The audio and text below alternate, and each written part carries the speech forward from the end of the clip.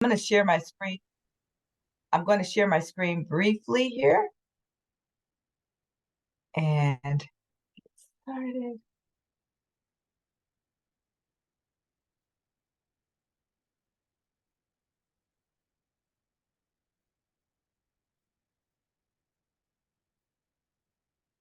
All right.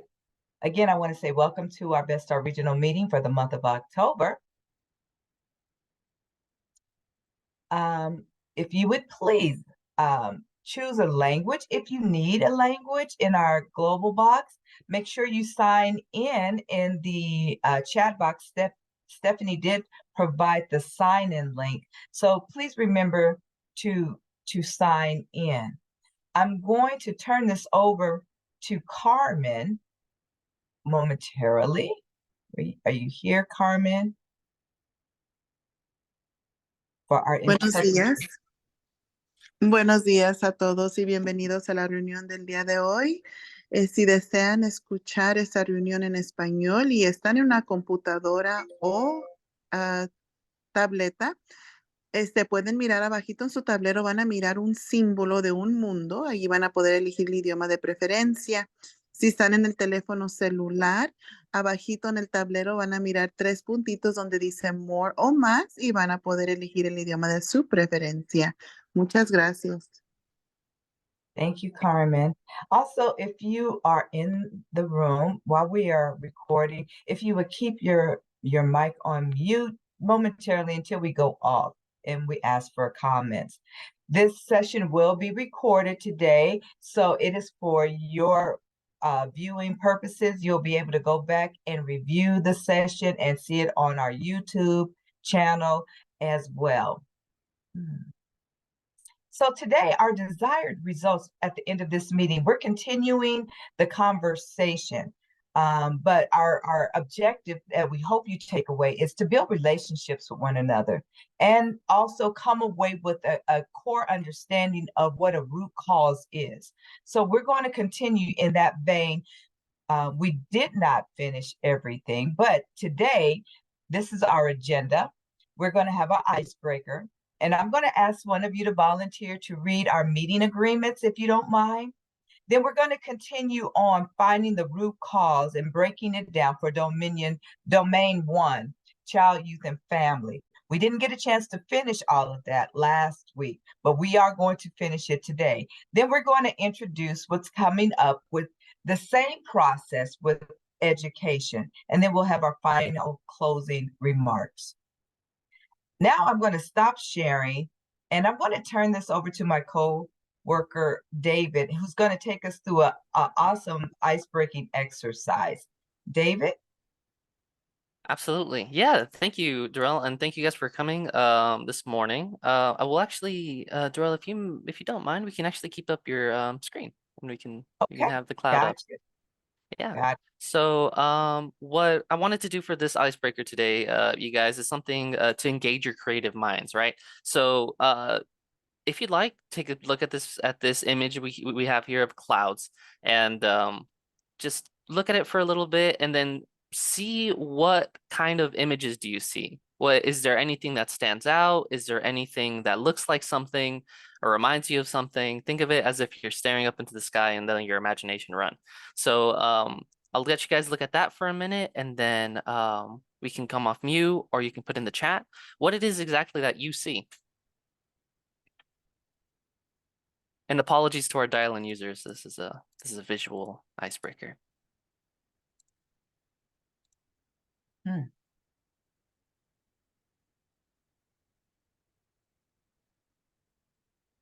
wow.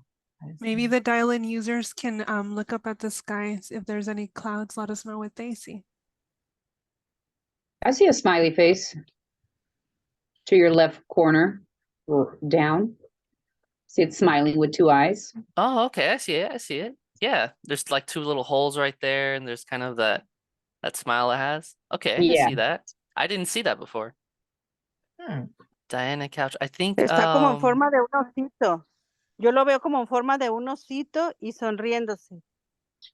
¿Y a dónde ves eso? Where do you see that? También ahí donde ella vio la sonrisa, pero yo le veo ya las orejitas y todo como si fuera un osito. Ah, okay. Okay. So Martha Albaza says she sees a little bunny. So right in the center, I'm seeing a small face with bulging eyes and a big nose, couple hands, like a squat figure. Oh, okay, I see that too. Right there on that right side of the screen. You know what I see, David? Right in the center with those clouds. It looks like a baby with a bottle in his mouth. I see Boss Baby like with a bottle in his mouth. At the very center, at the top center, and he's look like a round head and little curls at the top, and then Like an ultrasound. Yeah, yeah. yeah. Huh. I didn't see that before. And I looked at this and I was like, oh, I didn't see that before. What's in that coffee? Don't start trouble, Mr. Huddleston. Oh, that All is, right. I didn't see that before. Okay. Does I anybody see else heart. have any? I see the heart. The eyes is like a shape of a heart. Oh, okay. Okay. I see that too now. You see, you guys are teaching me a lot about this because I see only like one thing, and it was Diana's mention of a face. That was the only thing that I really kind of saw. I saw like there's like a little goat or like a horse like running on the bottom right of the screen, kind of in that empty space Oh, where the yeah, I clouds see start that. falling off. I see Yeah. that.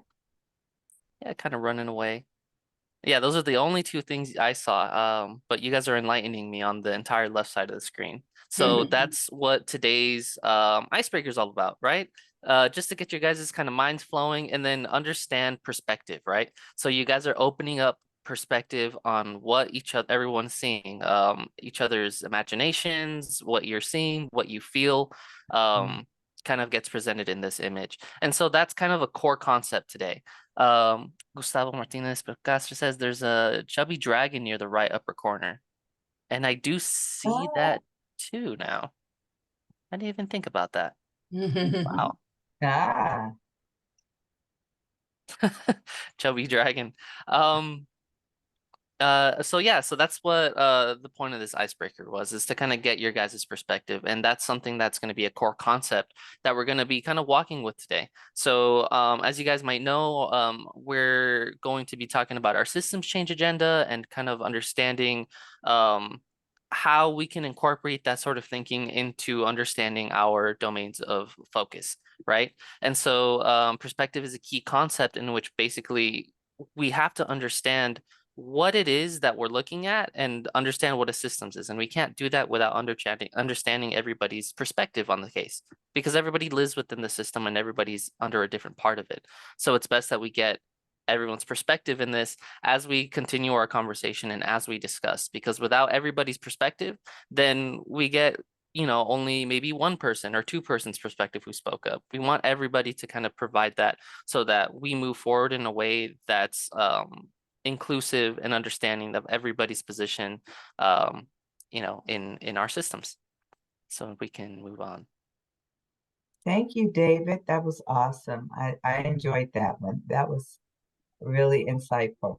So right now, I'm going to ask someone to come and volunteer, step up, volunteer to read our meeting agreements.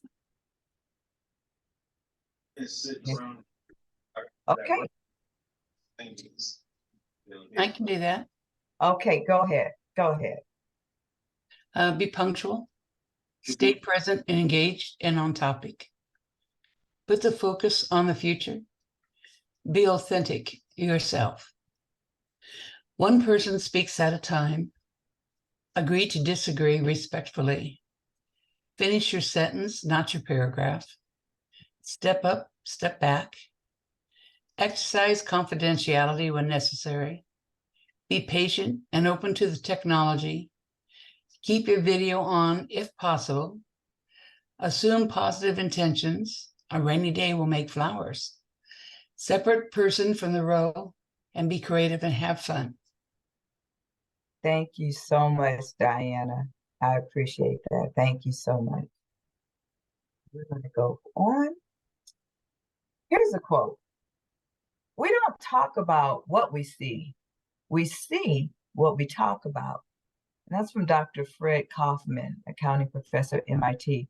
And that leads us into where we're going today, because we're going to be talking again. We had such intense conversation at our last meeting, and how we are getting to the root cause of some of the things that we have identified as problems in our proposed CCAs. So we're going back to the process of defining the problem, collect data, which we have, identify possible causal factors, and identify the root causes. We've got to get to those root causes in order to finalize what areas we will be focusing on. That's why we're doing this. This is deep diving now, because we can be all over the place. And then we end up in the same process of just putting a Band-Aid for a solution instead of getting to the root cause and really looking to push the agenda, pushing the systems change that we see a beginning change happen and manifesting. So right now, I'm actually going to turn this over to my colleague, Carla. She and I are going to go through this process. So Carla, did you want to start sharing? No, that's fine, Darrell. Thank you so much, actually. Yeah, so this is a review of everything we talked about in the last meeting.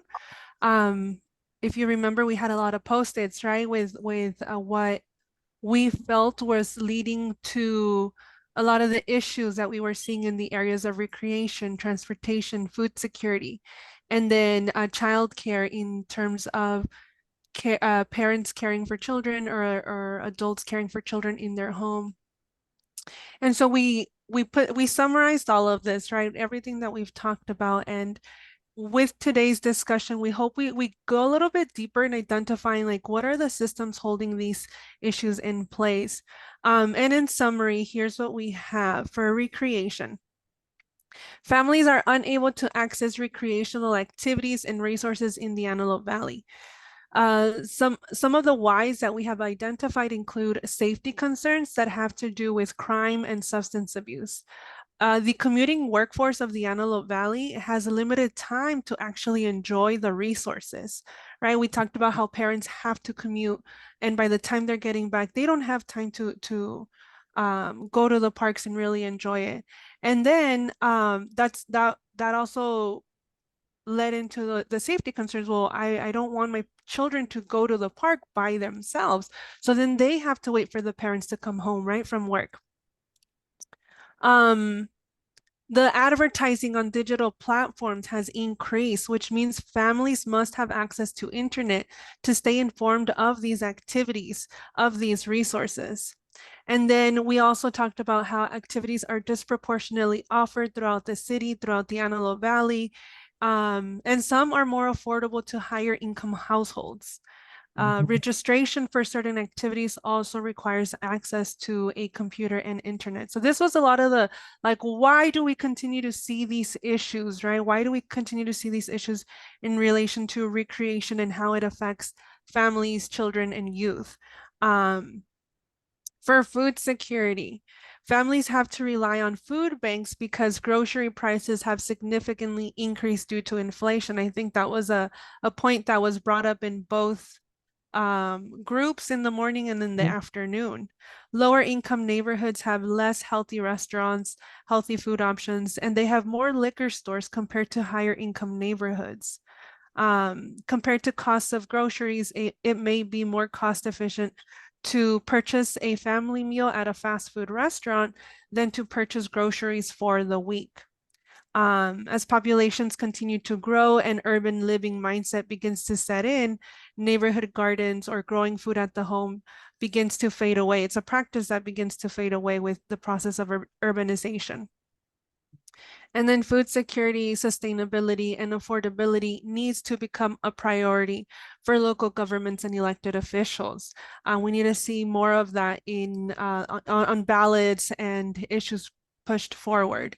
So I really appreciated that one. Keep that one in mind, right, as we dive into systems change a little bit more. And then, Darrell, did you want to share the other two? Yeah, I'll go ahead and share the child and child care and child development. So families, according what we came up with, families are unable to adequately support children's development because they keep children home due to the lack of trust in child care programs. For some families, having a multi-income household can land them right outside of the threshold for child care financial assistance. This means it's more cost effective for a parent to stay home and care for their children. And some families, unfortunately, do not have family or friends or neighbors that they can trust to provide quality child care for them.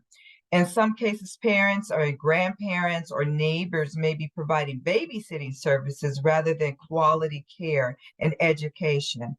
In order for a family to go to work, they would have to have care for their young children as well as after school care for their child age children. So resources that support or incentivize parents' knowledge may not be reaching the community that it needs. They keep children home due to the lack of trust in the child care program. So we really focused in on that and we understood that. Also with the transportation, we recognize no car equals no mobility in the city. And our city planning, it's really not a walkable, friendly city diagram. So traveling time across the city is lengthy by a bus or a car. But primarily for those families in our community that don't have the resources to provide transportations, they're unable to access community resources and facilities because the Antelope Valley does not have the transportation infrastructure that allow effective mobility throughout the city.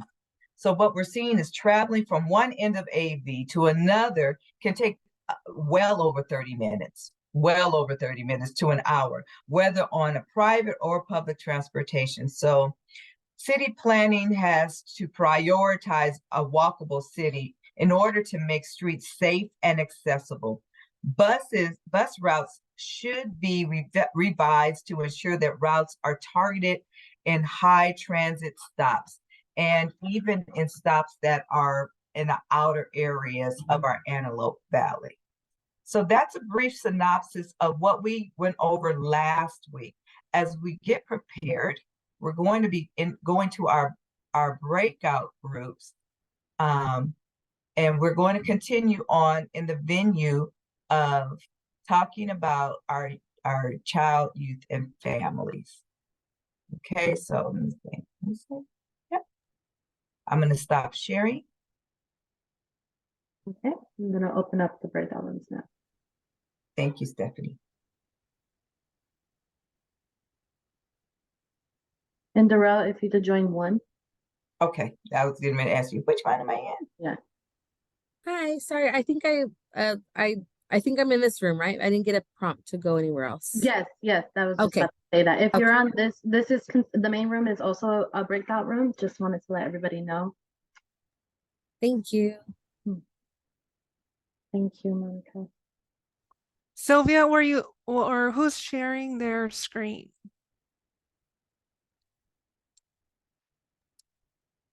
Stephanie, can you share the Jamboard? Sure. Hold on.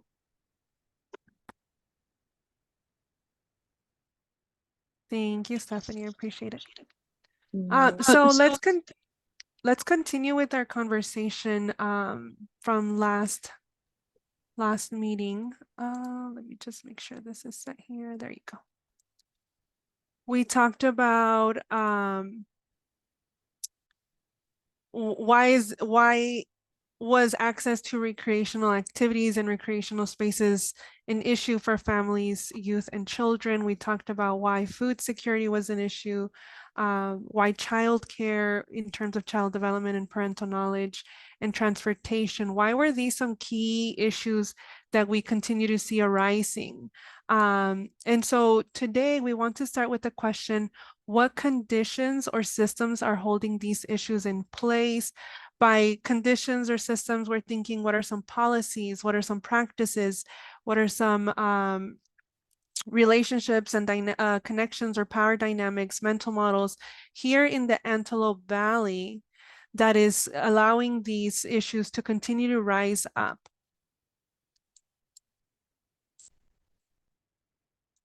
And take your time to kind of take that in.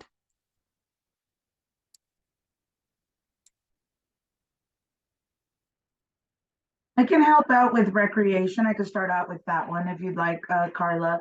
I think one of the conditions or systems is overall the LA County Parks and Recreation System. And really an issue or a condition that is keeping the problem in place is lack of funding.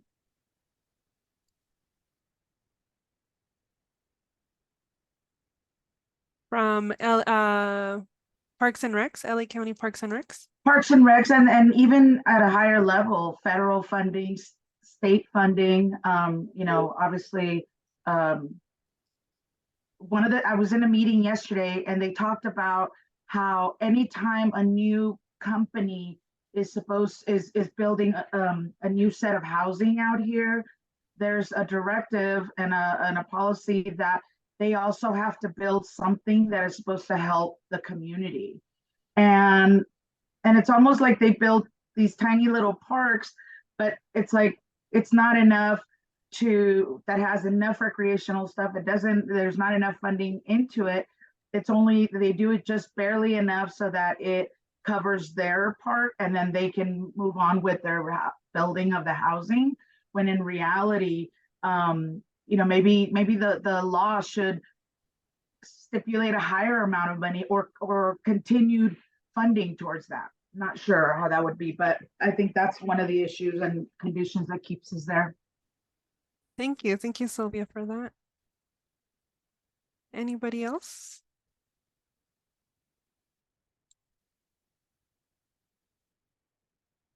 I see a thumbs up from Monica there. Thank you, Monica. Carla, Yanira did put in the chat job insecurity due to vaccine mandates. Many lost their jobs and many cannot move to other jobs because many still require proof of full vaccination. I can see how that played into that commuting for workforce, right? Let me see. Why? I'm getting confused here. Let me go back to the Jamboard. I'm clicking on the Zoom Jamboard and I'm like, why isn't it popping up? All right, let me. Oh, I see where it is. Here it is. Nope. Yania, would you say that's a condition that affects all of these different areas? I believe so. And the reason why I would mention this is because I myself have health issues and I denied the vaccine.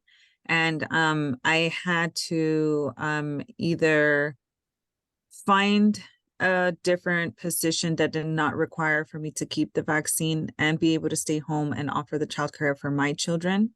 But a lot of those jobs required grants that did need the vaccine. So being able to, let's say, move for a higher paying job somewhere else was limited for me. And I had to pick and choose what locations and what areas, what fields of work I was interested in, because I was unable to find something that did not require the vaccine. So one example is I was looking for jobs and it had to be customer service because customer service is a little bit more lenient, maybe getting paid minimum wage. Whereas somewhere that I could use my degree, use my field, which was maybe 2-3 times more the pay. And I was unable to do that because a lot of the grants required the vaccine. So I had to be limited financially and I had to be limited due to childcare and I had to be limited with what I was able to do and apply for.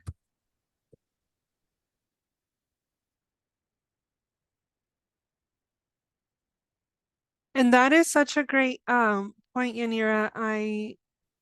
Just to share, I attended the State of the City of Palmdale presentation, and one thing that I know that the City of Palmdale is trying to do is bring more jobs, bring more grow economic development, right? And in bringing those jobs here, we have to think about how accessible they will be to the community. And so if vaccine requirements is limiting job application, then that is something that we really need to consider, right?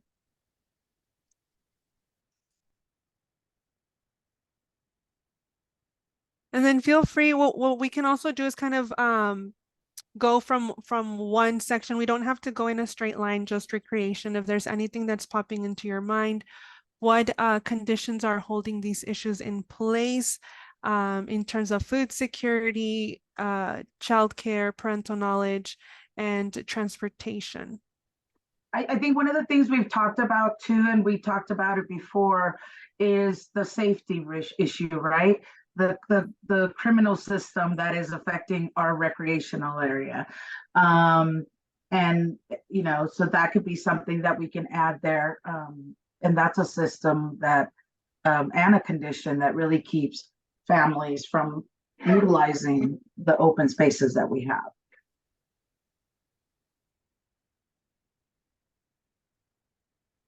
So one more time, Sylvia, what exactly is the condition? A condition or system is the criminal system, right? Criminal systems. That the crime that continue, or the lack of safety that families feel by utilizing some of these recreational areas is really keeping people at bay. And so that the obviously the cities and the law enforcement really have to, there has to be more that needs to be done in terms of creating an area of safety. So that's the criminal issues that are happening are continue to keep this as an issue. Okay, so some really considering city and law enforcement, how it ties into this issue right there. Thank you. And we can go further into that. We can always say, as we come up with some of these things, it's like, okay, well, what more? Like even just for example, talking about what Yanita was talking about, the vaccine requirements and what ended up, for some people created job insecurities or lost jobs for that matter. What was more about it? Like, what other issues that came up if we go deeper? Well, how was it handled by the health department, right? What information was put out there for people to really be feel like they were educated on that? So we can go to a higher level and say, it wasn't just even the vaccine, but it was more of like the handling of the pandemic at a local, state, and federal level, where there was that a deeper issue or a deeper cause of this.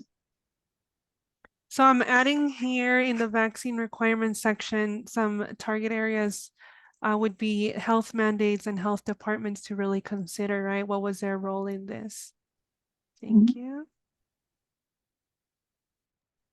Carla, Yadira also put in the chat lack of interactive activities. I don't know if you want to go deeper in that, Yadira.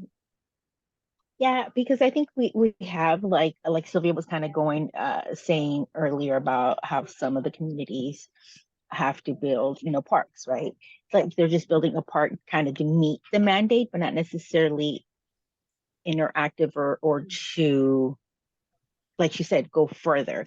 Like I love how we have a few more of the skating parks, just things that the children can do as opposed to just a park. The park is just like so much stagnant time that they can just kind of be loitering around versus more, I don't know, I wish we had like laser tags or just more things that children can do interactive and play with others. So city planning, right? This is really where the city comes in play and how they're designing spaces. Mm-hmm. So or the activities and the spaces that they do have. So I'm putting here city planning under recreation.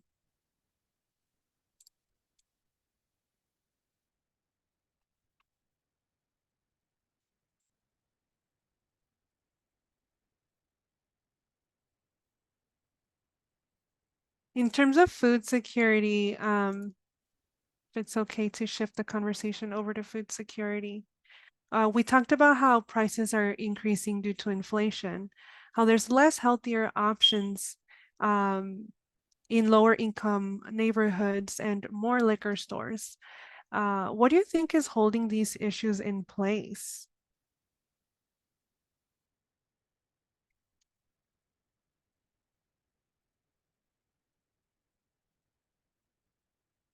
I see Yanira's comment, education system needs support, lack of educators, opportunities, and extracurriculars to build social skills. Yeah. And that one kind of goes, could fit well in between, right? Our domain of education and then child, youth, and family.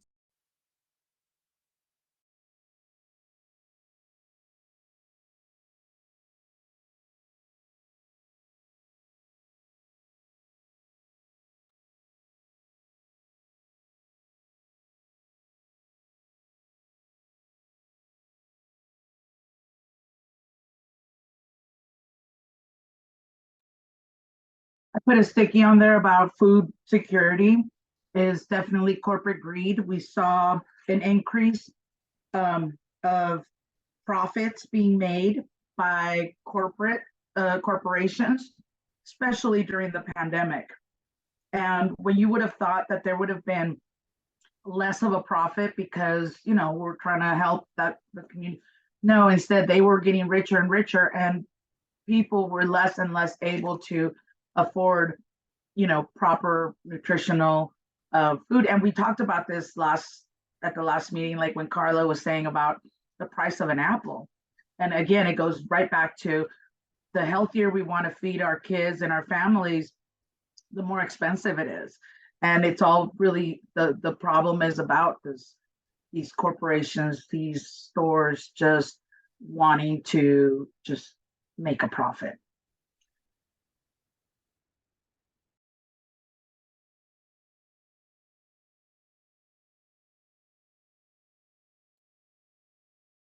Carla, I know you put city planning on the other post-it. I wonder if we could put it in the food security too. Maybe that's why like the city to plan more grocery stores in the east side, not just liquor stores.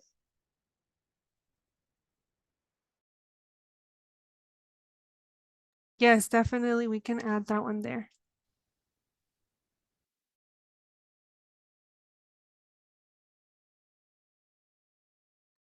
That's a huge thing in terms of like liquor stores and compared to grocery stores.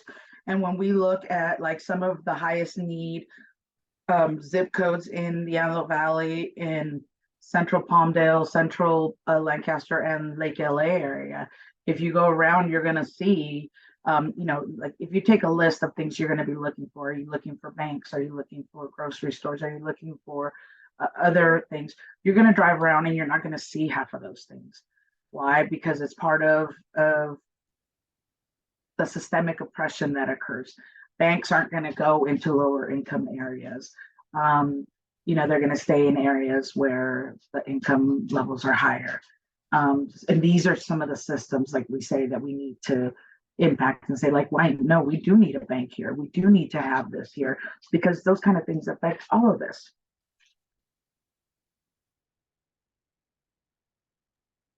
I did want to mention, I added it in the chat, but some of our laws, especially surrounding food, allow a lot of toxic ingredients. And a lot of the consumers are unaware of these type of chemicals being in our food. So the fact that a lot of people are becoming a little bit more aware through social media, through TikTok, through all these different services, especially realizing when you travel outside of the United States and you see how other countries eat, they eat the same meals, but theirs are made fresh, theirs are made with less chemicals, they have lower, I guess you could say, health issues. They don't have, I guess as many cases of ADHD, hyperactivity, maybe autism, and all of those illnesses are specifically linked to the foods that we're eating. So because people are becoming more aware of those situations, our lawmakers should also kind of care for their constituents and make sure that their laws protect us rather than harm us. So I think that also has to do with food insecurity because people don't even know what to buy anymore. People are scared to shop at a regular grocery store because of the things that might be in the food.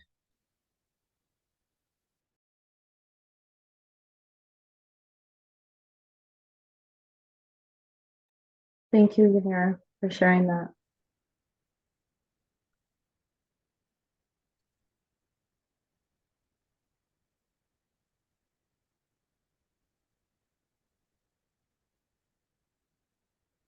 So I'm thinking unregulated food ingredients. Just adding that on a sticky note there. Want to make sure we capture these. Oh, you got it. You had it, Sylvia. Thank you. There you go. All right. So one that really stood out to me was families have to rely on food banks because they are unable to grow their own foods. And I think where that came from when we were talking last week was that the Antelope Valley is not what it used to be in terms of, and I say this because I continue to hear this come up in each meeting, is that with the increase of population and the migration from urban areas into the Antelope Valley, we're seeing this mindset shift, right? We're moving away from growing foods in our homes or having neighborhood gardens, and prioritization is now sort of shifting to like planning for population increase and housing development. So we're sort of losing those lands and losing those traditions. Well, how do you guys, what do you guys think is holding this issue in place?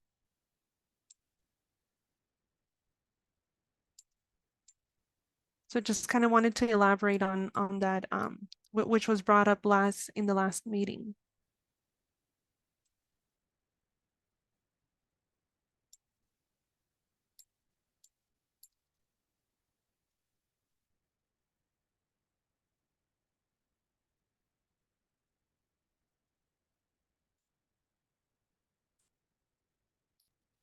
Can you run that again? Like what you're wondering what is holding the lack of growing Neighborhood gardens, growing foods, and because I think one of the things we talked about last time was how like this used to really be an option, and neighborhood gardens was a way to get community to get together, kind of help each other out.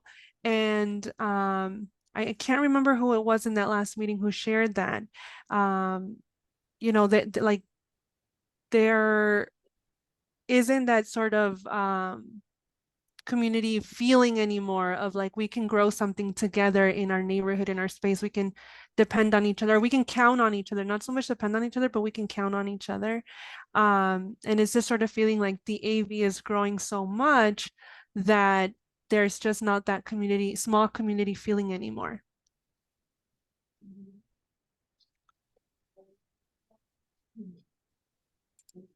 Yeah, lack of awareness that we have space and we are a rural region, right?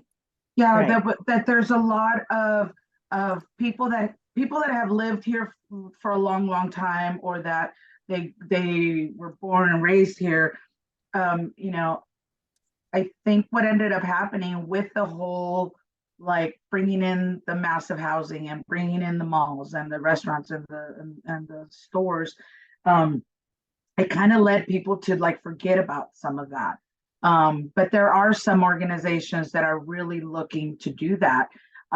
It just now has to take us, the community, to say, I want a community garden. We want a community garden in East Palmdale. There are several churches that are talking about doing this. It just is going to take work, and it's going to take commitment on our part to be able to do some of this, because the resources to do it are there. It's just we just now have to like really shift our mindset on like, okay, we see that food is expensive. We see that, you know, it's more affordable to eat unhealthy type of food. But how about we start growing that, and we do it as a community, we do it as family, we do it as neighbors, and it just teaches even the younger generations of the importance of self-sustainability.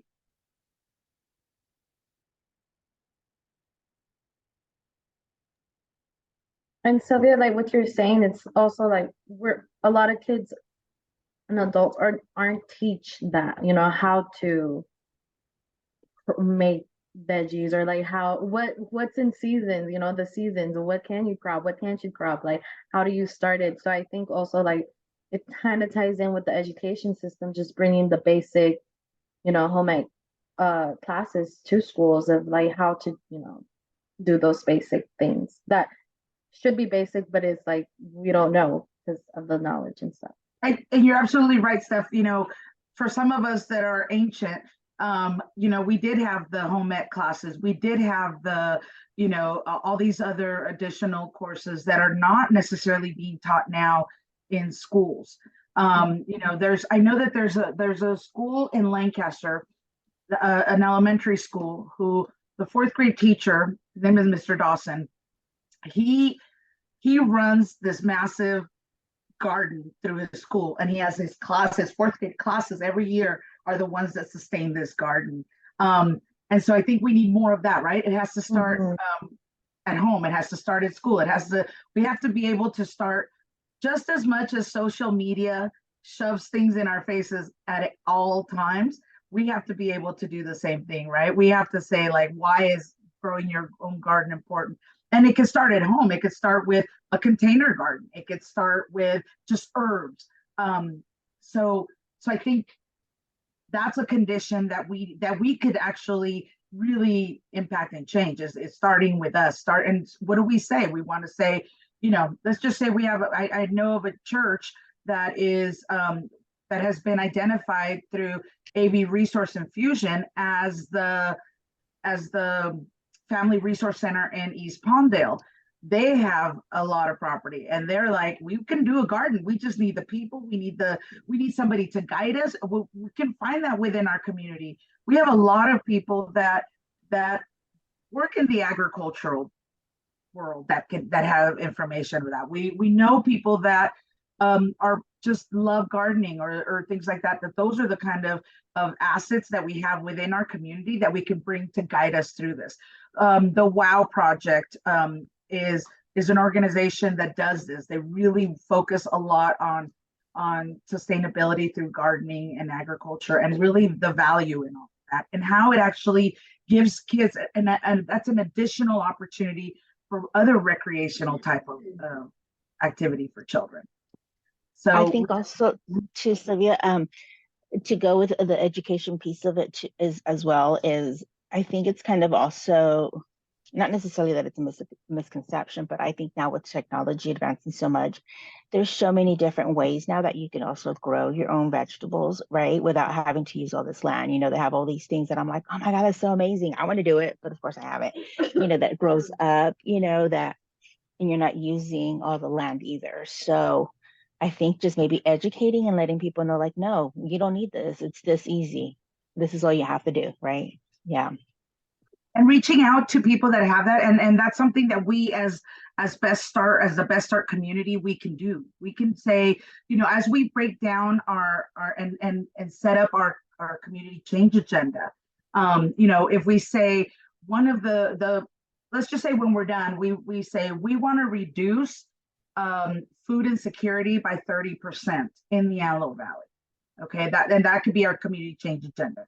And then so at that point, once we have our community change agenda set up, then we say, okay, so now what projects, and not just activities, but what projects can we do to make that a reality, right? Our goal a reality. And that's when we start getting people that we know, Yadira, that are Mr. Dawson, we need you to come in and help us do some workshops on understanding. We're providing, you know, containers, we're providing, you know, things like that. We start little and then we move. Before you know it, we could actually create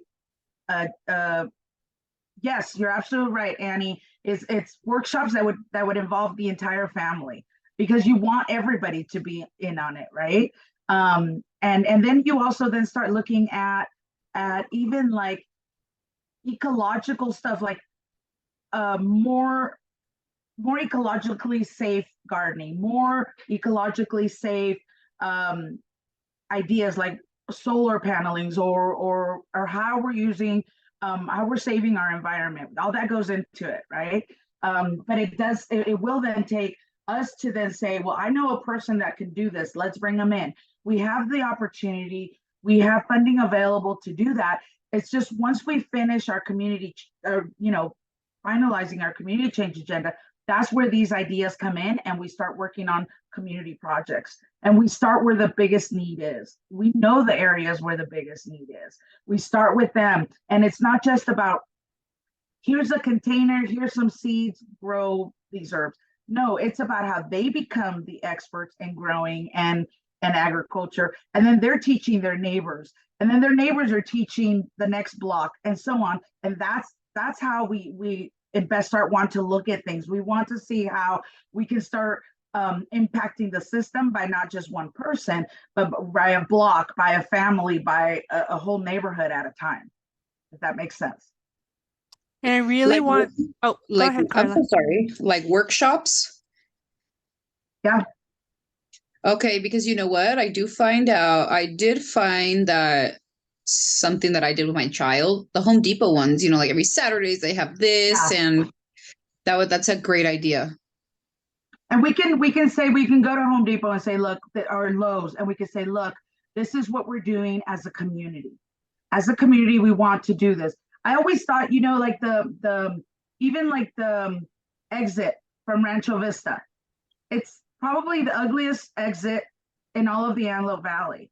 And if we're thinking, hey, this is an exit that leads to all of the shopping, all the restaurants, wouldn't we want as a community to say like a more welcoming entry? And I know it's a little bit off topic, but it really then goes to show, like, maybe us as a community could say, hey, Lowe's, this will help you because you're right here for this exit too. And let's put some, drought resistant plants, but at least make it so that it's more inviting, and in turn that also then helps the community as a whole. So I really wanted to point out, I'm hearing a lot of mental model shifts in how we look at the Antelope Valley, what the community can achieve. Things like needing more life skills, more trades, reducing screen time so that we can have more outdoor time, and using workshops and trainings can really shift those models. And I think one perfect example is the Home Depot, what Carla just said.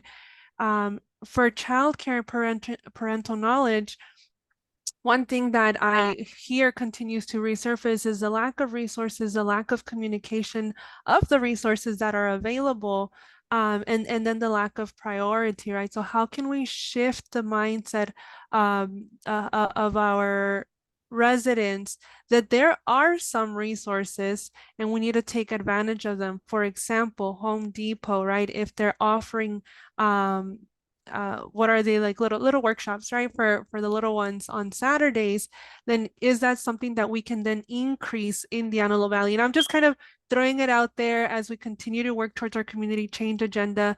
Perhaps that is one avenue that we could focus on, right? Like, how can we ask these big companies in our community to then prioritize activities that will help support the increase in mindset, or the shift in mindset, that we can still cultivate trade skills, we can still cultivate life skills if we partner up, right? So just kind of wanted to put it out there. Yanira, I see you have your hand up.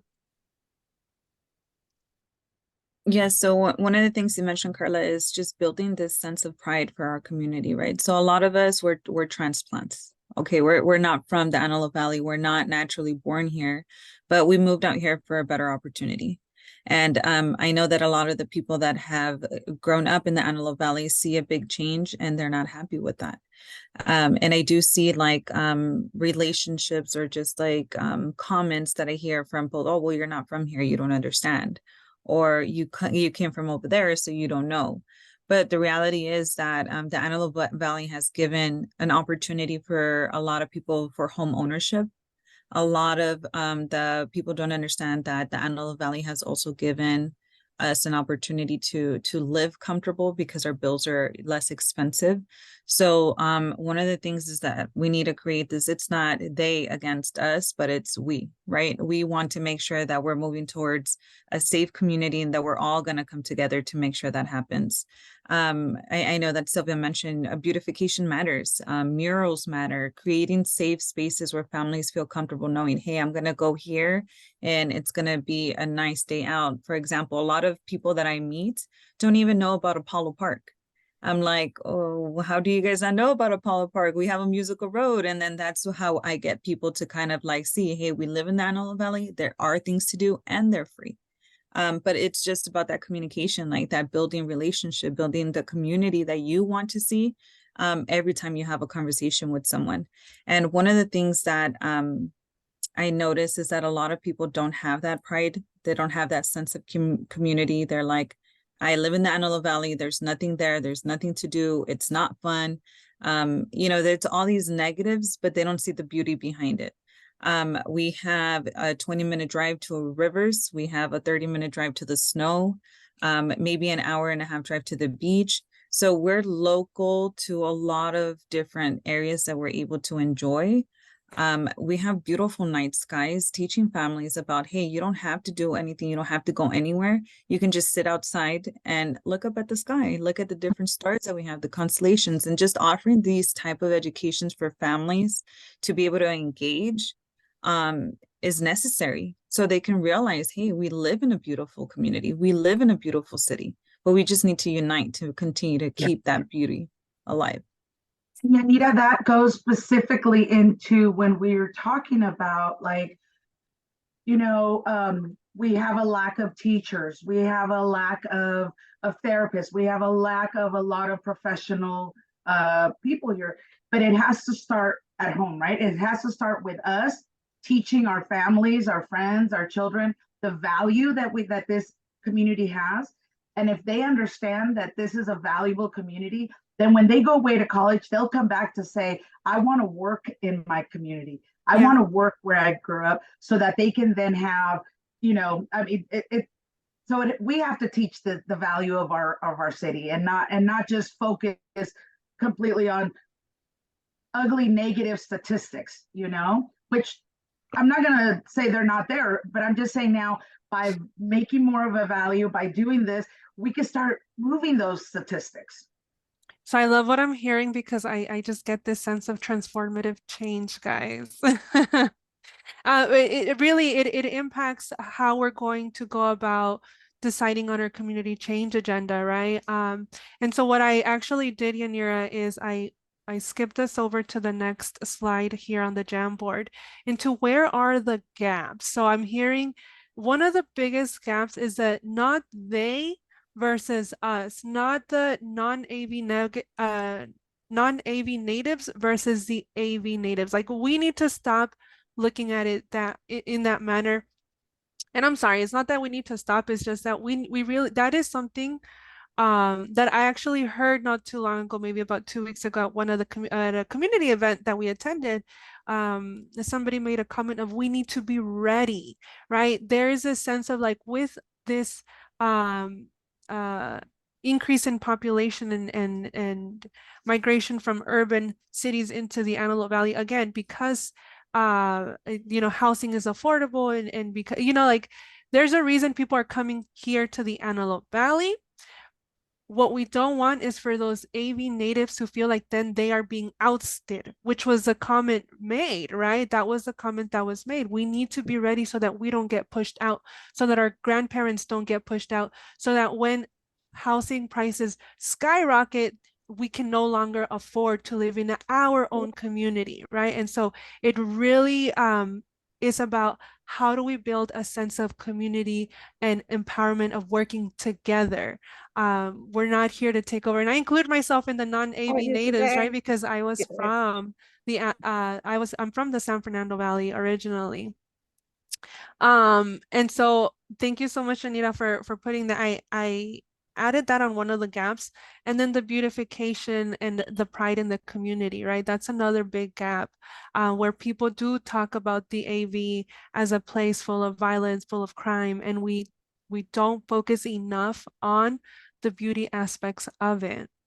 And I think that could really, and I didn't put these right straight under the area, right? Because each one of these impacts the recreation that affects child, youth, and family, the food security that affects youth and child, youth, and family, the parental knowledge that affects youth and family. We didn't really talk about what is keeping the issues in place for childcare and transportation. So we can, if you guys would like to go back. So we'll kind of go back and forth, right? As we continue to talk about what is holding this issue in place, and then what is that gap? We can go into identifying that gap.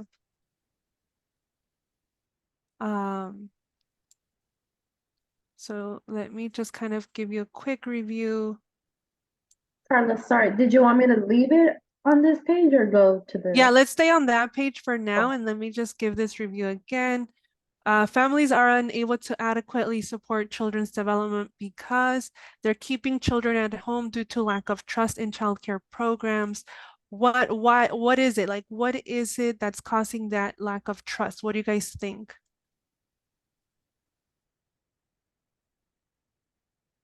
Again, I can only speak on personal experience. I am a mom with a 4-year-old, that the people that babysit my son while I'm at work are my parents, and then my mother-in-law drives from the San Fernando Valley to babysit him twice a week.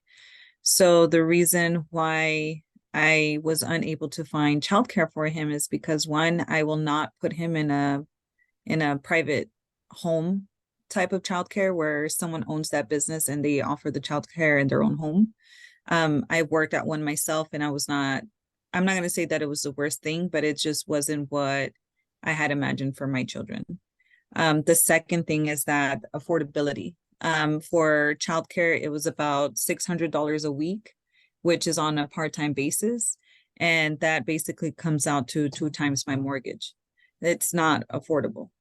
The third reason is obviously trust. If I've seen stories, I've heard stories, and I've seen it myself where the childcare services are people that probably are burnt out from doing their jobs, and they're not polite, they're not nice to the kids anymore. They're very cold-hearted with them, they're impatient, and that's from working in different and volunteering at different services that I saw that type of behavior that I was not happy with. So I would rather my son be at home being taken care of by a loving grandparent than sending them off to someone to be mean to him or treat him badly. Thank you so much, Anita, for sharing. And I think that again sort of highlights that mental model of what is our perspective, right? And David did mention perspective is everything, right? What is our perspective on childcare, specifically family childcare? And just looking even deeper, Carla, looking at like, okay, so we have burned out providers. Why? Because we don't have enough providers. Why? Because maybe more people aren't aware that they could become a provider, that there's resources and there's assistance out there to get you set up to be a quality provider.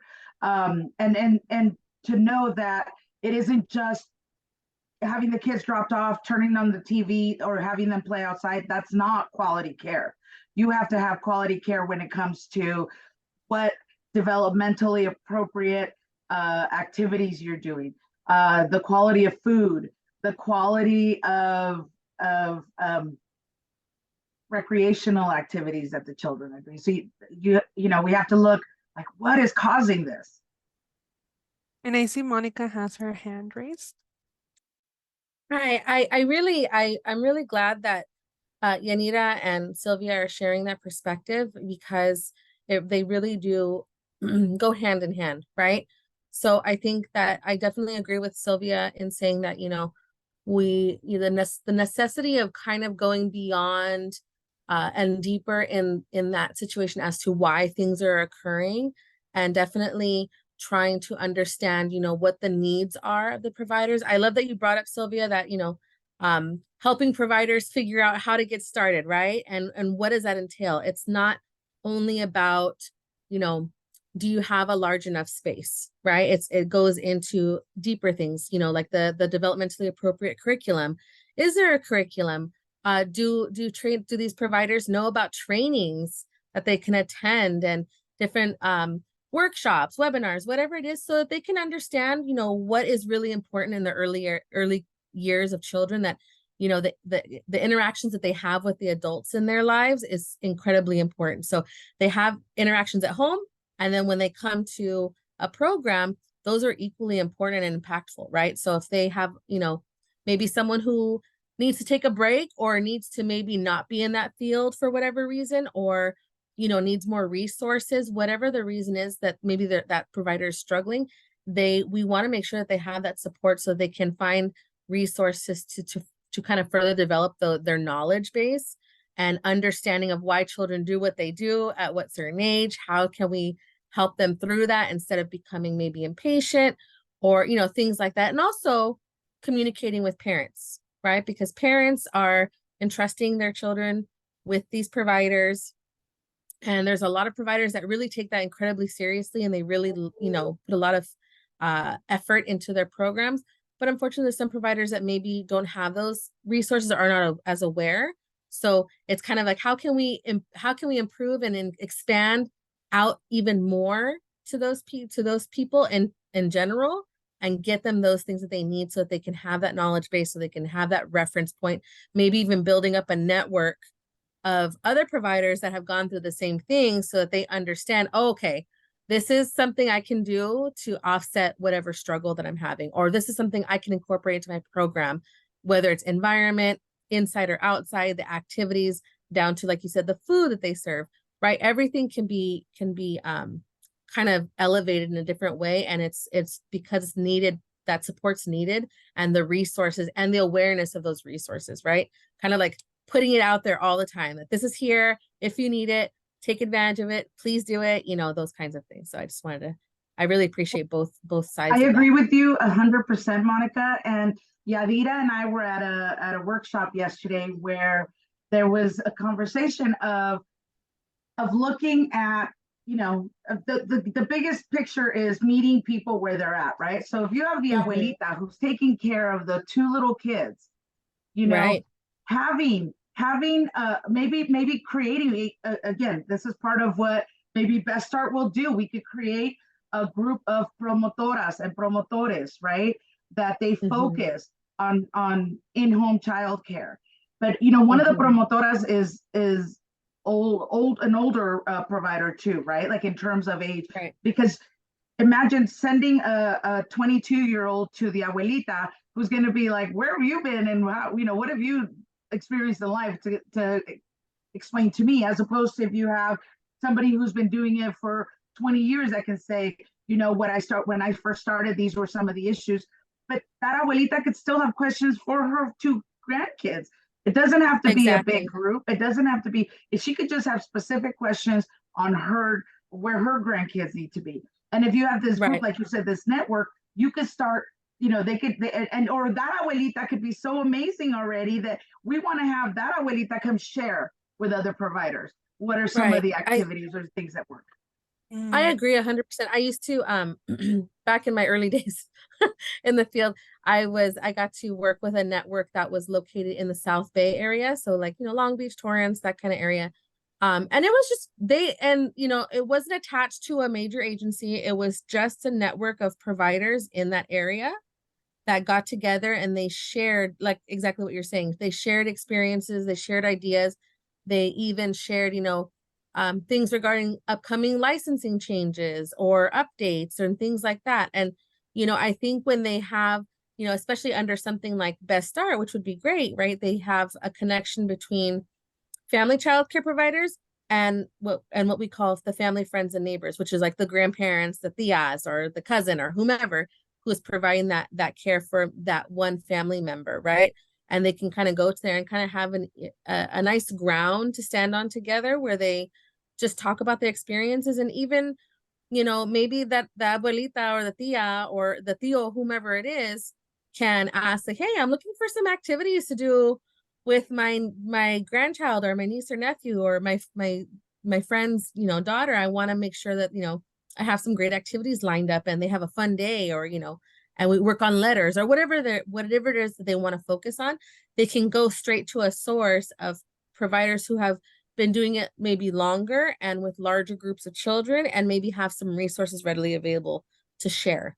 So I think like maybe Best Start heading something like that and just kind of being like a support is a great idea. And it'll teach, and it'll continue the learning, right? It'll continue the support. And Carla, this could be seen as, this is the gap. This is part of that gap, right? That we're missing that. I know Yanira had her hand up. Go ahead, Yanira. I'm sorry. I'm like Carla. I'm so excited by hearing all these different ideas, because definitely, like, I tell my dad, like, oh, papi, read to him. Papi, if you're going to make a soup, tell him what you're doing. It doesn't matter if he doesn't understand it. Just keep saying it over and over again. Because yes, one of the things that does make me concerned is that the lack of enrichment, the lack of education. When I was at home, I was teaching him how to write. I was showing him numbers, letters, trying to get him ready for school. And now that I'm not there, that's obviously something that concerns me. But if there's an opportunity, because my father was never home, my dad is retired now. But when I was young, he was always working. So it's a blessing, but at the same time, it concerns me because I don't think he knows how to engage my son. I don't think he understands that even simply taking him outside and showing him how to garden is an activity that, my son would be happy with. So I tried to tell him, like, oh, papi, if you're going to watch TV, make sure you watch these channels. Dad, if you're going to, go be outside with him, teach him and talk to him about everything that you're seeing, everything that you're touching. And then also I tell him, read to him. If you have the newspaper, read to him. If you have this, read to, just do whatever you're doing, but just communicate. That's not something that he was able to do for me, but he's able to do it with his grandchild. And it's so cute because my dad actually took him to a Save the Children event, and it was like like a entry to preschool. And he was able to sit with him. He was able to read with him. He was able to cut with him. And my dad was so happy. He was so excited he got to do that with my son, and my son loved it. So it's just and Yanira, this leads to readiness for preschool, readiness for kindergarten. And what did we see in our data, Mats, right? What did we see? That only 24% of Latino and African American kids were at third grade level.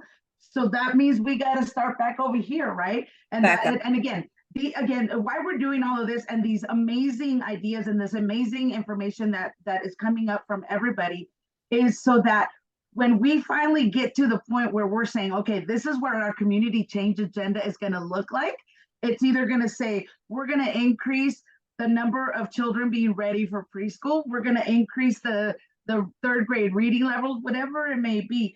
It will still be able to have all these different types of projects because they all are going to be aligned to changing this work, right? And it is exciting because I think then by having these conversations, we're really getting our brain working, right? The wheels are turning on other ideas that can come up from this. And so I urge you to hold on to all those ideas and just, use them. We'll be able to put them into play. That I can guarantee you. We will put these ideas into play. But I love having a network, Carla, go ahead. Yeah, so in terms of the gap that I'm seeing here, it would be a sense of social capital for parenting, parent knowledge of childcare. And again, when we say parent knowledge, it's not just the parent, it's the caretaker, right? Caretaker knowledge of child development.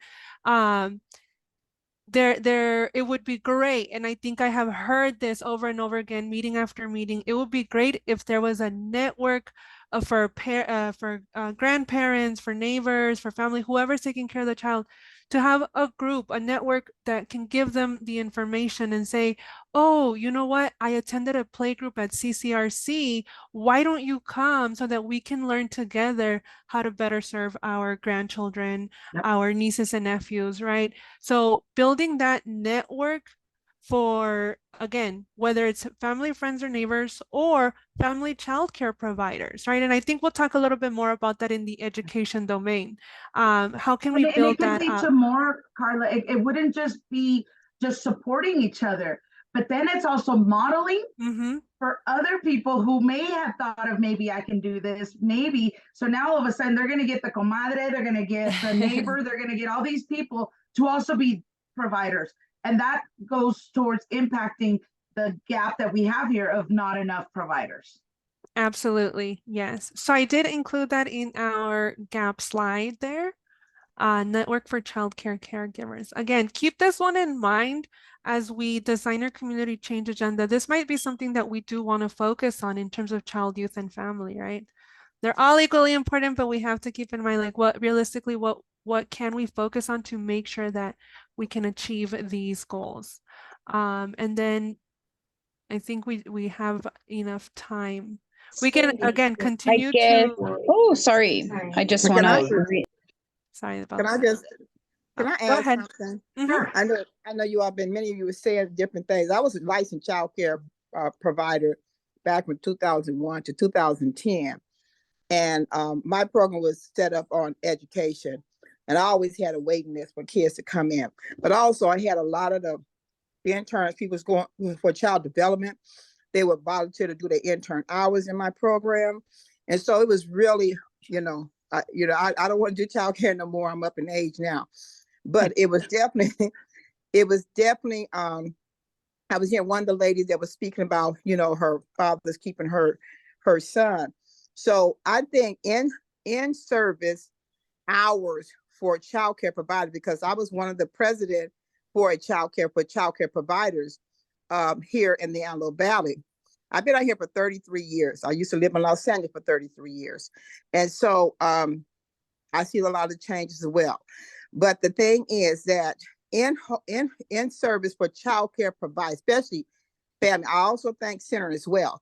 But child care families need to have in-service hours, keeping them up to date, seeing what's going on. Maybe that could be something through CCRC, because a lot of parents providers do get paid through that program.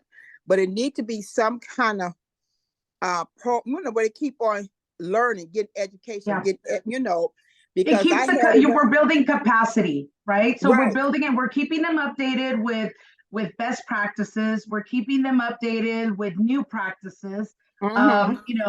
Whether it can be a new recreational idea, a new reading program idea. Right. Right. So I'm just saying, these are the things that they're helping. And, I know people is leery, because also not only centers have child abuse is a number. It can happen in family child care. It can happen in the center. It even can happen in homes where people, with kids. It all depends on the person, people who the individual person. So we just have to make sure, as a parent shopping and looking for a child care, making sure.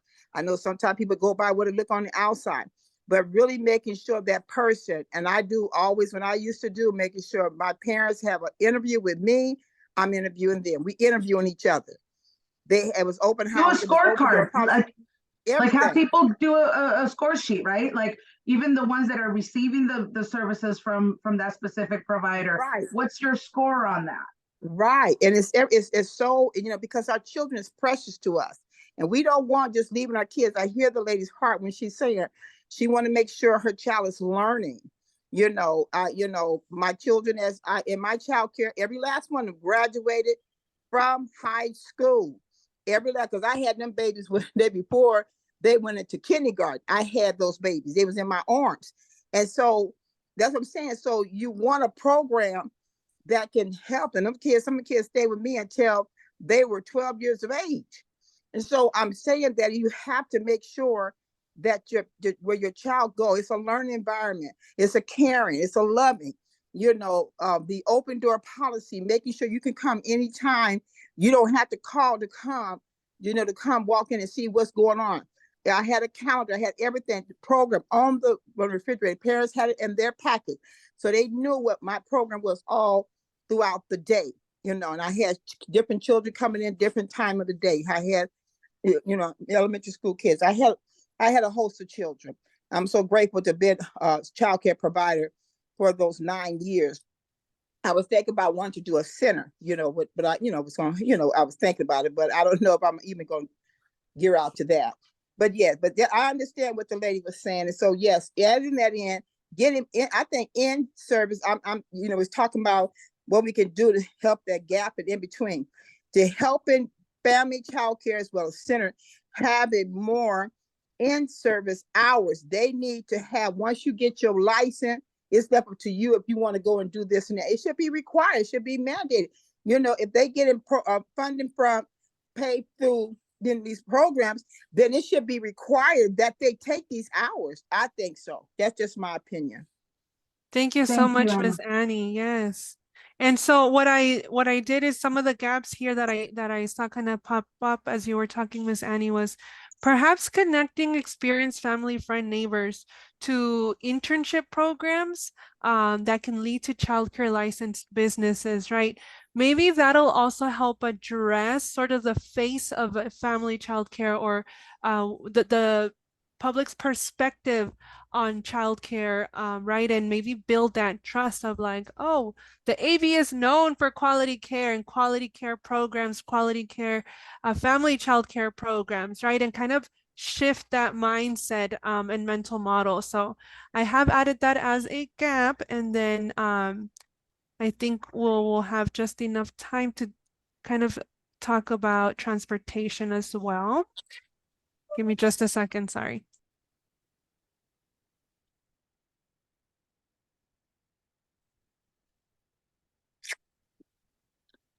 My apologies there.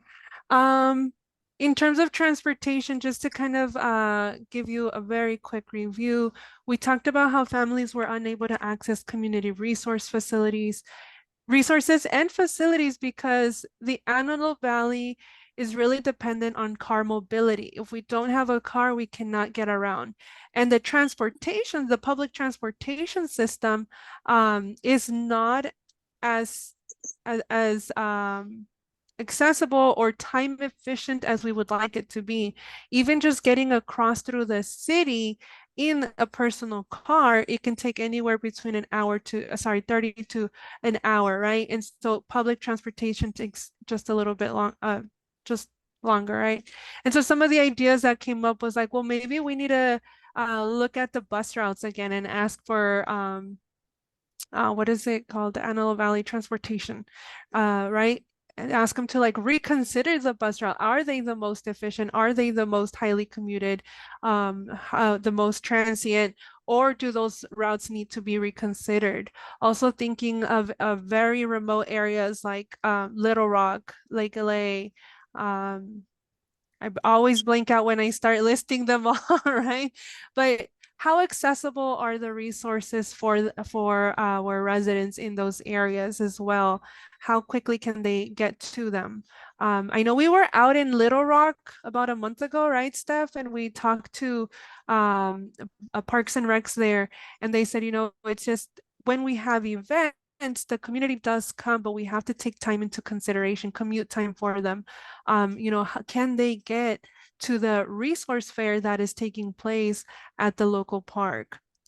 For some of us, we have to walk across this desert to get to basic services. What do you think is holding this system in place? So, Carla, I know that you wanted to talk a little bit of transportation, and I added a few things in the chat. But like you mentioned, a lot of people have to have walking distance locations just because maybe they don't have vehicles in their home, and there isn't like a city designated bus route. The city bus route usually just picks up at 1 or 2 locations in the Lake LA area and then just leaves. So I'd imagine that it's similar in Little Rock, and it's similar in other I guess, further away from the city situations where there's not many stops. The second thing that I believe causes issues is the weather. It deteriorates the roads and it causes for a lot of road closures and road work. Something that I personally was afraid of doing, and I hear a lot of people saying, is that they're afraid to drive outside of their local city because of the high speeds and the accidents that happen in the city. And then, well, something that you mentioned, Carla, is the fact that population is growing and that those routes need to be reconsidered to fit the services needed by the community. Thank you, Yanira. And one thing that I for sure added here on where is the gap? Why am, yeah, okay. I put it on where is the gap? City planning, right?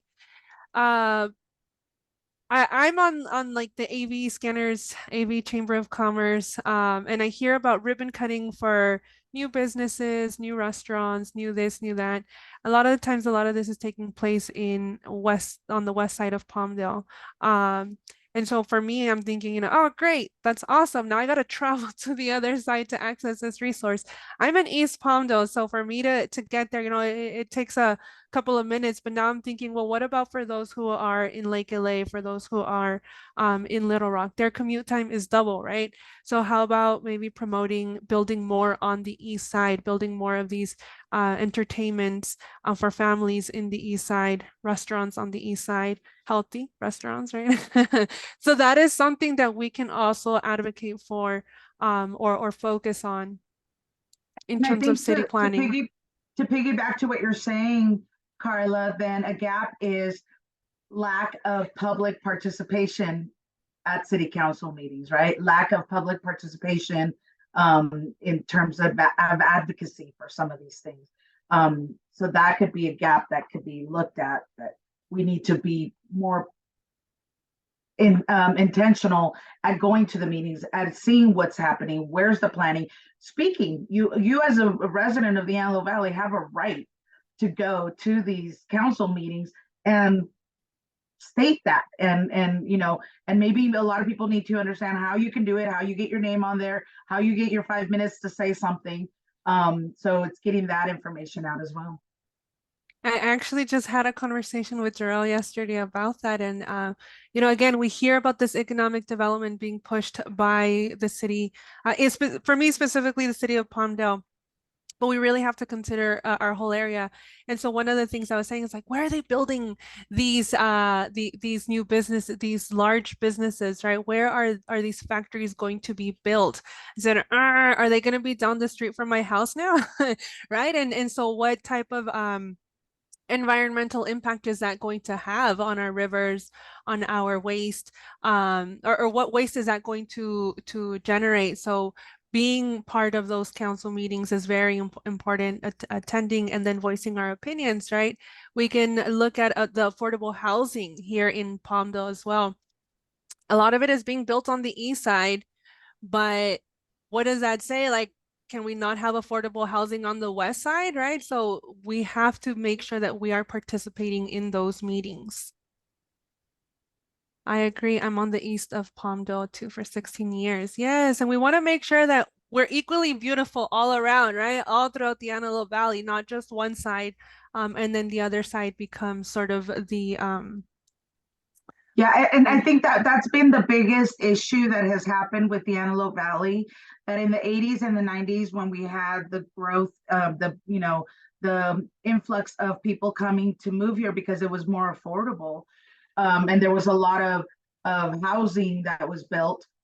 There was all this stuff being built, but the infrastructure to the cities never grew along with the housing, the stores, the restaurants. And by that we mean the roadways. By that we mean everything that has to do with the infrastructure, the laws, the anything that goes with it. And so you had to have had that growth. So at this point, our infrastructure in our Antelope Valley is still trying to catch up to the 80s and 90s. Imagine when are we going to catch up to 2023? Absolutely.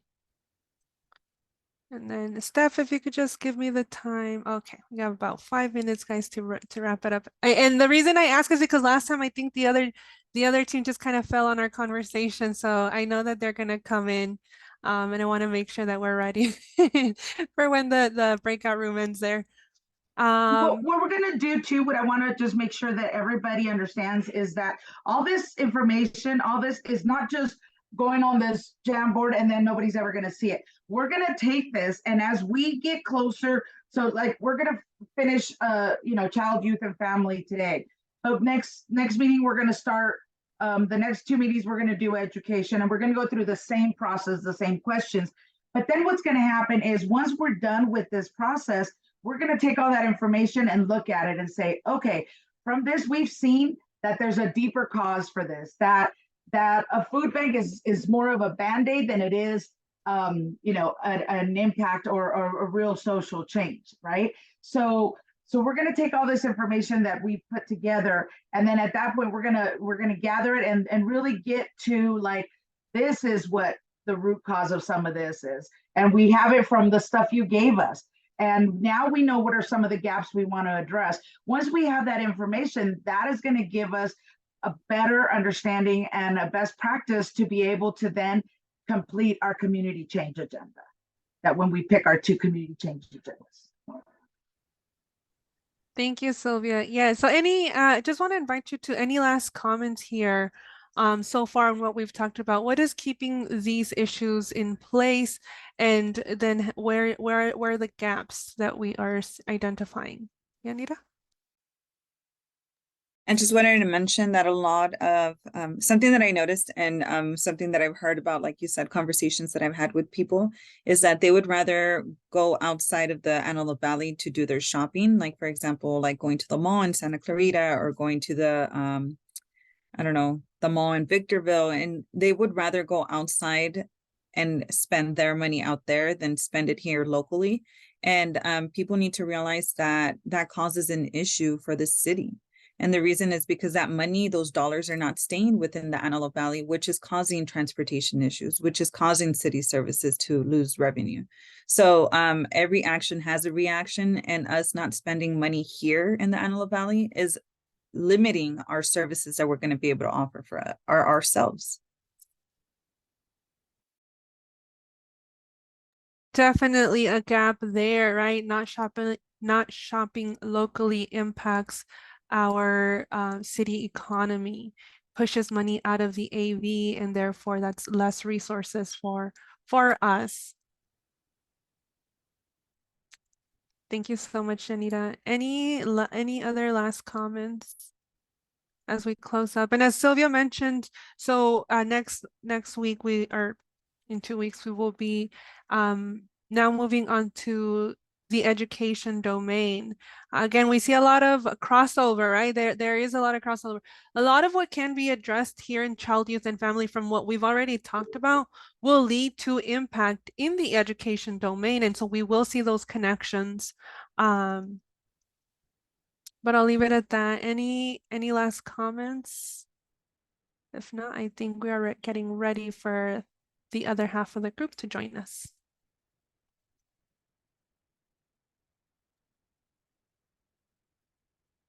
And those of you that stayed quiet a little longer, I'm going to call on you next time. Yeah, they'll be here in 3, 2, 1. But I know I really appreciate everyone's participation, everyone's input. Remember, these ideas are coming from you guys. They're not like what we want to see change. It's what the community wants to see, what change the community really wants to see.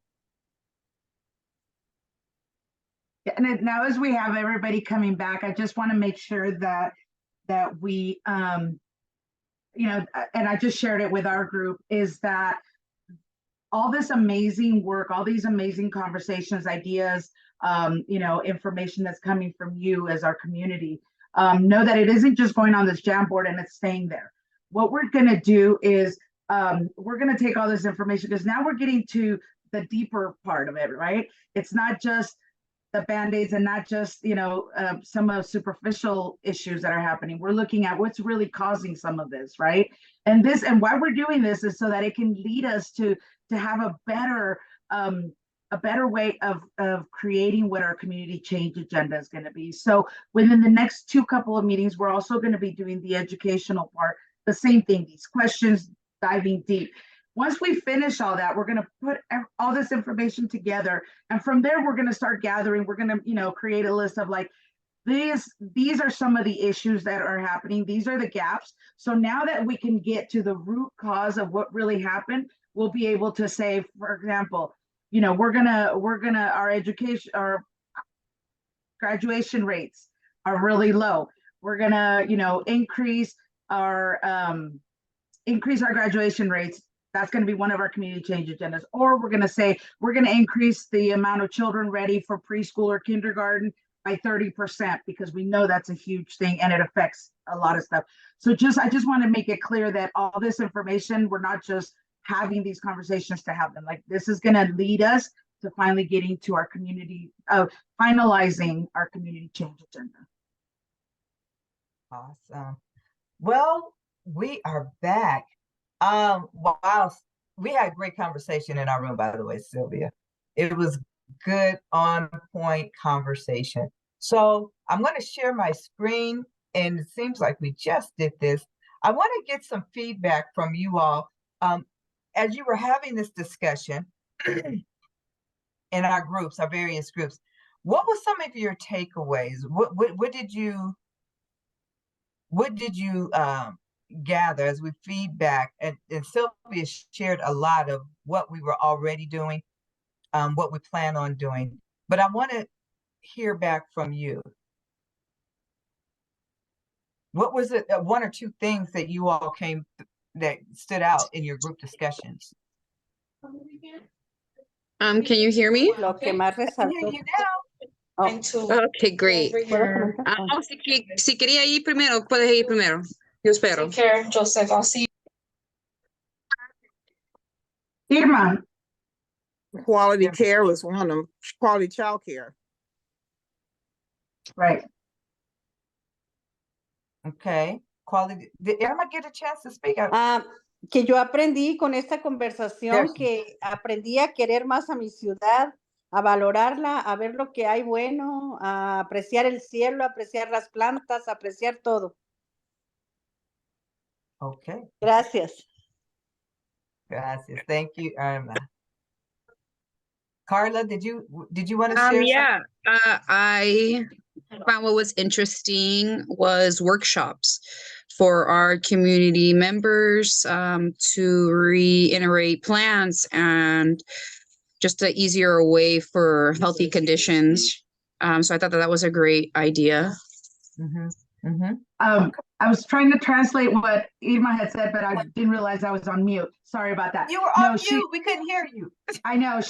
And then I'm all getting all excited and animated. No, what Irma said was that she was really, what she got out of this conversation was really about, oh, you interpreted, Carmen. Thank you.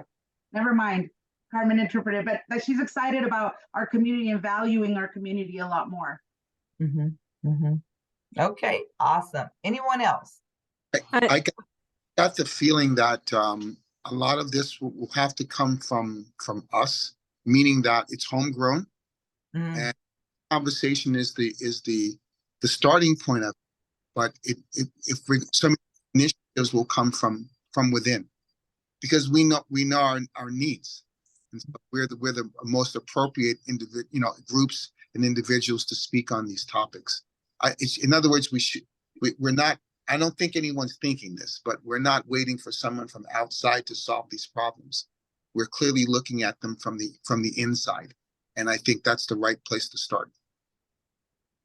And I'll add to that, I think one of the biggest takeaways in our group was understanding that it's not we shouldn't be looking at it as a they versus us, meaning the non-AV natives who are coming in from other cities versus us, the AV natives, right? This should be collective work together. We should be working as a community to see this change, because the reality is we're gonna live together, right? We're growing up together in this community. We're gonna make do with each other. We're gonna make sure that we can count on each other for support as a community.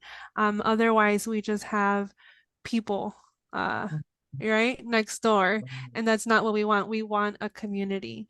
We also talked about beautification and taking pride in our community, right? That a lot of this work is going to take a shift in mindset and a shift in the mental models that we have sort of seen.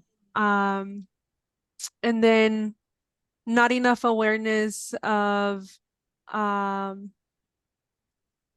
oh, networking. Networking is so important at all levels, even for parents, for childcare providers, family, friends, neighbors who are caring for our little ones.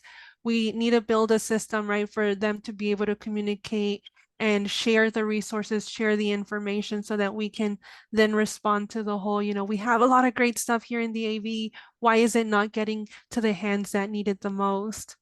And then I think one of the things that really stood out to me was city planning, right? And how we need to be more involved in what our local governments are doing and how they go about placing, whether it's a new restaurant or whatever resources are becoming available, making sure that there's equal distribution, right? So that those who are in the far east side of the Antelope Valley don't have to cross all the way to the west side just to have a nice meal. All right, I'll leave it at that, guys, because I can go on for hours. Well, you know what, we were in sync with one another because we discussed the same things, the issues of even transportation, of, a mom trying to get her child to a doctor's appointment, taking 2 or 3 hours just to get from Little Rock to Palmdale. And so even the city planning and knowing that we've got to be the ones to bring this to the attention and say, hey, we want to address these issues. So we were on the same page. It was really great conversation. And as Sylvia brought up, we're going through this process, but we're going to do the same process when we address education. And we're going to deep dive. We've got to ask the why question to get to the root cause of what is really happening, how we are to set up our CCA to an appropriate CCA that will address the root cause and shift and move some systems change. So we're going to be talking about the school readiness, math and reading, primary language, recruitment and retention of teachers, counselors and social workers, affordable quality child care, and transporting students. So look forward to that in our next session. We're going to go deep. So just kind of get prepared for that. And you all have already shared what stood out to you. When we're doing these kind of exercises, these breakout rooms, what is it that you're finding that has something that resonates with you? I just want to hear from somebody, because our takeaway is that you get to know one another. But what is it that's standing out to you as we're doing these community breakout rooms? And I'll go first, Darrell, on that. What I'm seeing is I'm continued to be surprised by the number of assets and amazing people that we already have within our community. We don't need to look outside for knowledge, for voice. We have that right here. We've got diamonds here in our community that can teach us so much, that have been doing childcare for so long, that have ideas of what the community looks like, what areas to explore. So to me, that's what's standing and resonating to me is the amount of experience and assets we have and valuable people we have in our community. Yeah, we have some great assets at the table. Yanira, I saw your hand. No, I always talk a lot in these meetings, so I try to reserve myself and give it to other people. But honestly, one of the things that I just noticed is just the passion that I see. We were just talking, spitballing ideas of how to create solutions, and we all get excited. We all get very motivated. We're just like, we need to go, go, go for our community. And that's something beautiful. The fact that people do come from passion, from heart, from, you know, their upbringings, and they want to make a change. They want to do this to create a better community, not only a better community, but just a more engaged one. The Antelope Valley is so big, it's so spread out, but at the same time, we're so small. We all have the same ideas. We all kind of know each other. We all bump into each other at the grocery store, at the mall, at the EV fair, that, you know, we can start just by planting those seeds of pride, those seeds of like hope. And then I just feel like it's going to be, you know, like our poppies, like every season, it's just going to grow and grow more. Yanira and I were we handled that conversation. I mean, everybody was involved, but I think Yanira, we're very similar in terms that we get so passionate. It's like, but wait, we can also do this, and wait, we can also do that. So that's awesome. This Diana, awesome. for me, it helps to see the whole picture. There are aspects of all of these things that, because I'm not currently a parent, I'm a grandparent. I'm retired. I don't have a lot of the work problems and stuff. And it's good to hear people who are, you know, it helps you see more of the picture and to help you make a better decision. Right. Thank you, Diana. Anyone else? Drop it in the chat. Okay. So we have some upcoming events, and I know some of you are so super excited about them. I am. Coming up, we are currently already performing. We're already in our engaging diversity and equity inclusion with Danielle Johnson, and that is awesome. You can still, I believe you can still join that. So that's going on now. Our next one, Trauma Informed Masterclass and Train the Trainer. That will be starting October 16th and going to the 20th. And Shed will be in person this time. We will not be doing it online. It will be in person. So we are super excited about that. And this is a part of building the capacity of our community and getting involved with one another. And with these tools in our tool belt, we really can go within our community and begin to make some systems change because we are equipped to do it and keep it going. So we're super excited to be offering. Darrell, if we can just also go back to the other slide, just in terms of the Trauma Informed Masterclass, the way that week is broken down is the first 3 days are the actual Trauma Informed Masterclass that we normally did in a time span of 6 months. Now it's going to be done in 3 full days. Then the last 2 days of that week are for anybody who went through the Trauma Informed Masterclass and would like to become a trainer. Those last 2 days are to train the trainer. And it's going to be awesome. Okay. So follow us on YouTube. You can subscribe to us on YouTube. This is our site, and you can review and see all of our trainings. In fact, that's why we are recording. So you will see yourself on YouTube, but you will also be able to review the information, go back, and even share this with your family members, neighbors, community partners that you are involved and say, hey, you know what, take a look at this YouTube that Best Start does. This is what our meetings look like. And these are the issues that we are addressing. So come on and be a part of that. So yeah, we want to encourage that. Yeah, put the link in the chat. Yeah. Okay.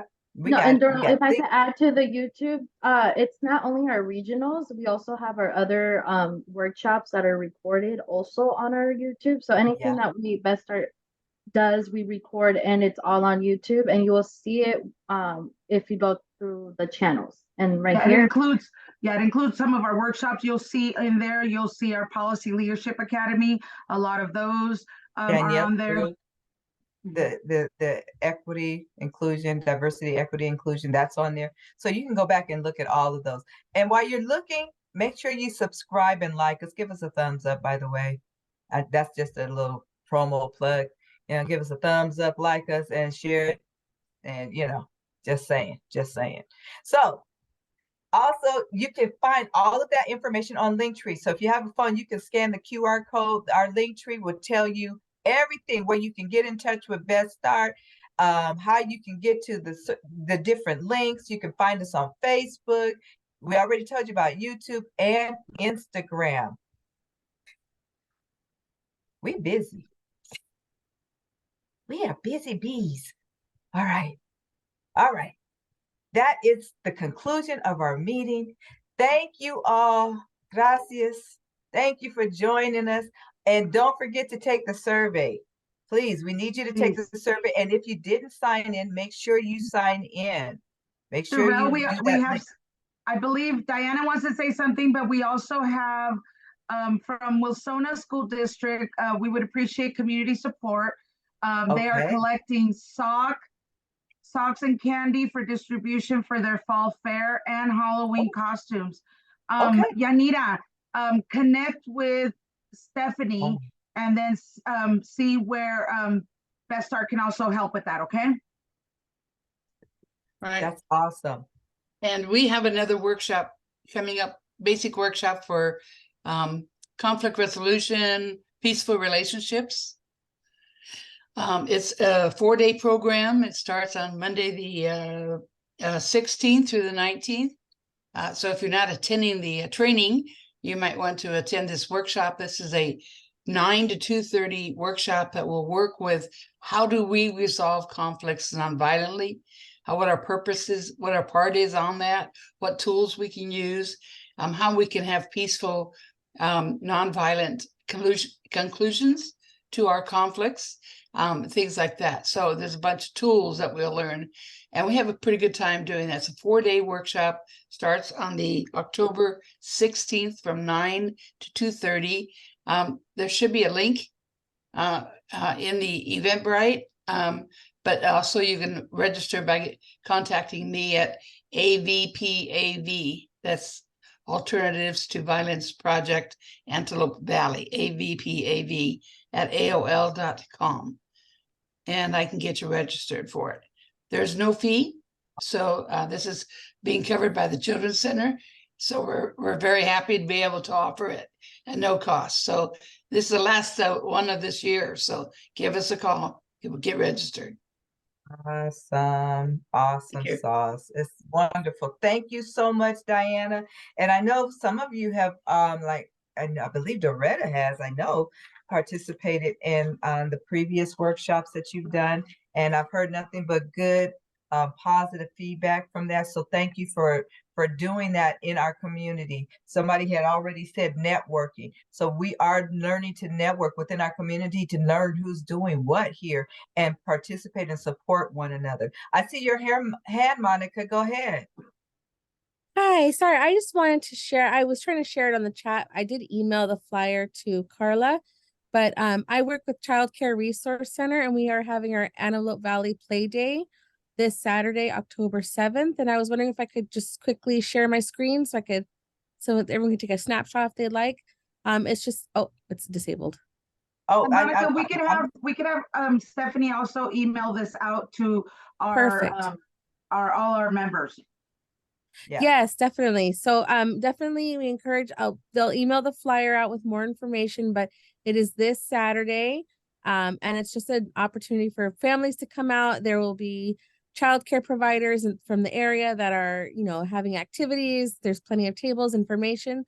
So we encourage everyone to join and come visit us. Okay. I was going to make you co-host so you could show it, but Stephanie will send it out. Yes, Stephanie will, and then Carla has the flyer as well. Okay. All right. Awesome. Anyone else? All right. Well, everyone, again, thank you for being a part of our meeting. Have a great day. And Miss Annie Ray, I see your name. Thank you for coming, my friend. I see you. All right. Hi. Muchas gracias. Tengan buen día. Gracias, Irma. Gracias a todos. Thank you, everybody. Thank you, everyone. Have a great day. I'll talk with you soon. Miss Annie Ray, I'll give you a call. Okay. All right. All right. Awesome. Bye. You free my people. They're my people. There you go. You